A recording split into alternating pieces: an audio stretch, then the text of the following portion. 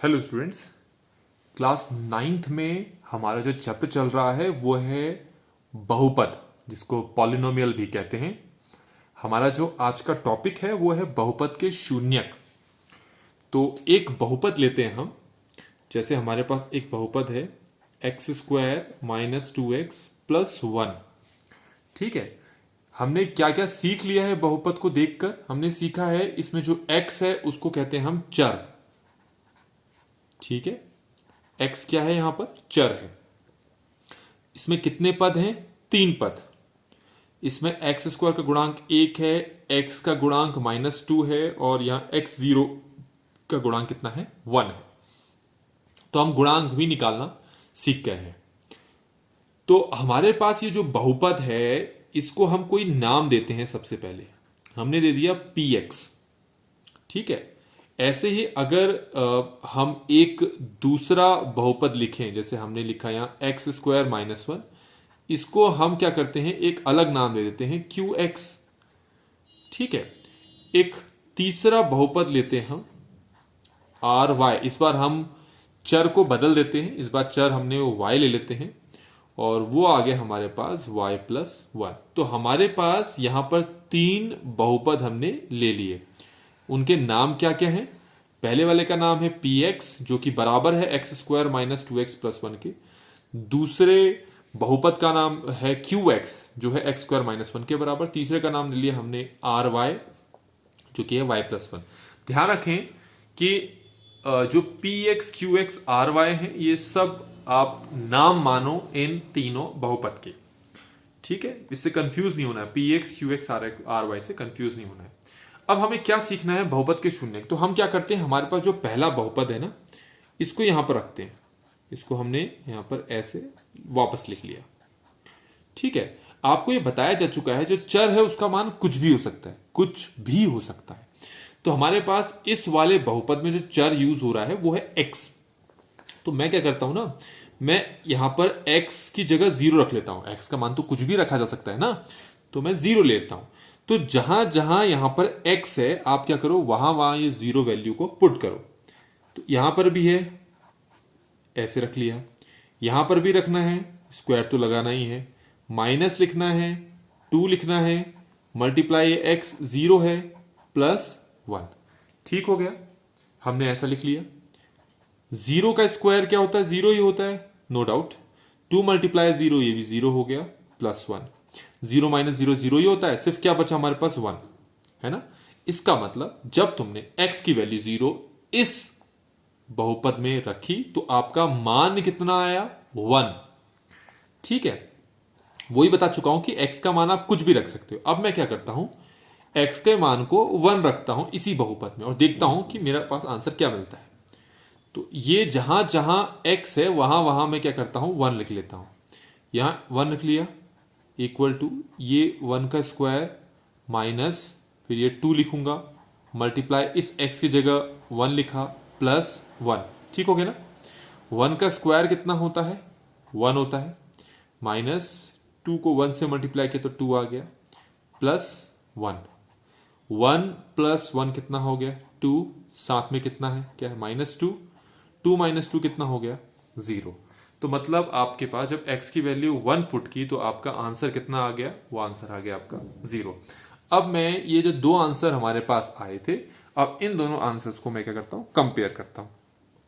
यहां पर x की वैल्यू 0 रखने पर आपके पास आंसर 1 आया और यहां पर x की वैल्यू 1 रखने पर आपका आंसर कितना है? 0। ठीक है, तो अब हम समझते हैं बहुपद के शून्यक से क्या मतलब है। x के जिस मान पर बहुपद आपको शून्य आंसर दे दे, हम उस मान को हम बोलते हैं शून्यक। इसका मतलब x = 1 जो है इस बहुपद का क्या माना जाएगा? शून्यक। हम लिखेंगे कैसे? हम लिखेंगे x = 1, px = x² - 2x + 1 का क्या है? यह एक शून्यक है।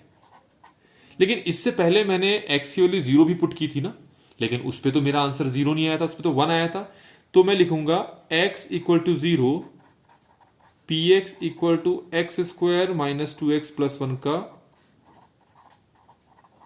शून्यक नहीं है।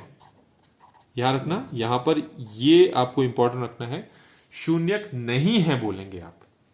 ठीक है, ये तो मैंने आपको जो पहला बहुपद लिया था उसके बेस पे समझा दिया। मेरे पास एक और बहुपद लिया था मैंने QX ना, इसको लेकर समझाता हूं आपको। ठीक है, दूसरा मेरे पास जो बहुपद है मैं उसको लेकर समझाता हूं। दूसरा बहुपद मेरे पास क्या है, ये है मेरे पास QX equal to x square minus one. ठीक है, तो x का मान आप कुछ भी रख सकते हो, 1/2, 0, 1, 2, 3, 4, 5 कुछ भी रख सकते हो। ठीक है, मैं क्या करता हूं, फिर से सबसे पहले मैं x के लिए 0 पुट करके देखता हूं कि आंसर क्या आता है। x की वैल्यू 0 मुझे इस बहुपद पे रखना है, जहां जहां x है, यहां पर रखूंगा, यहां पर रखूंगा, तो q 0 हो गया। ये क्या हो गया, 0 का स्क्वायर माइनस वन। अच्छा, 0 का स्क्वायर 0 ही होता है, साथ में -1 भी है।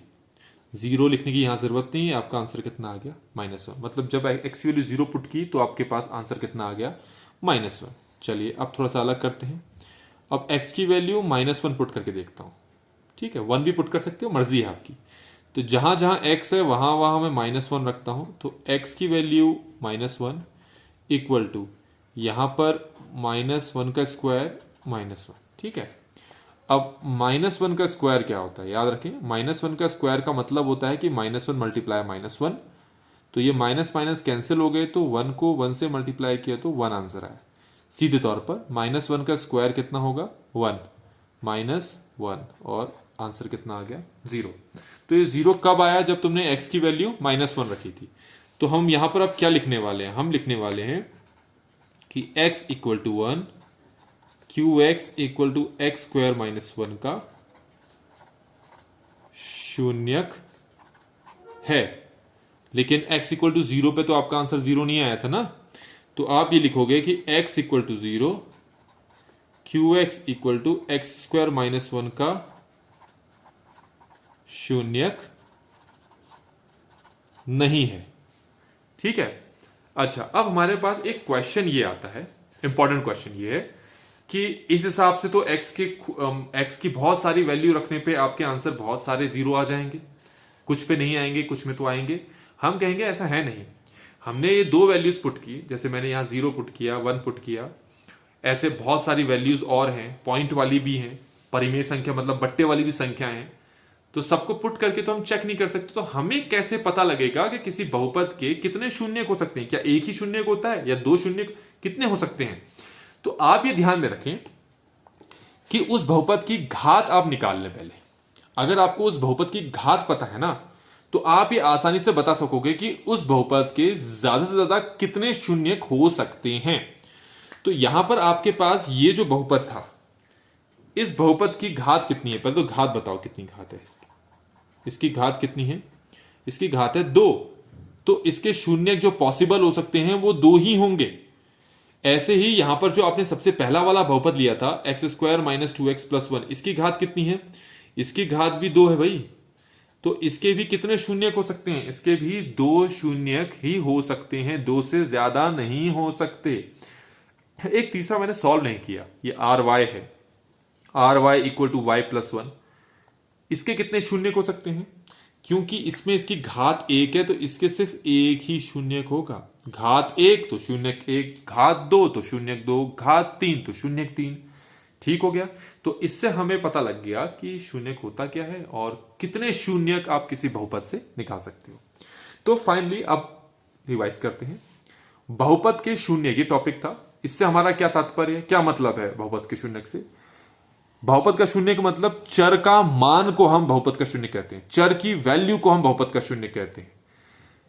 तो चर का जो मान बहुपद में रखने पर उत्तर 0 दे दे, उसी को हम उस बहुपद का शून्य कह देते हैं।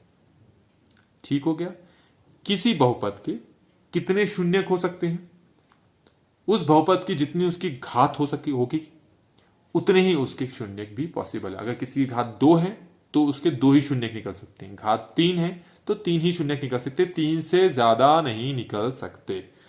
तो ये हमारा जो टॉपिक था बहुपद का शून्यक, ये यहीं पर खत्म हो जाता है।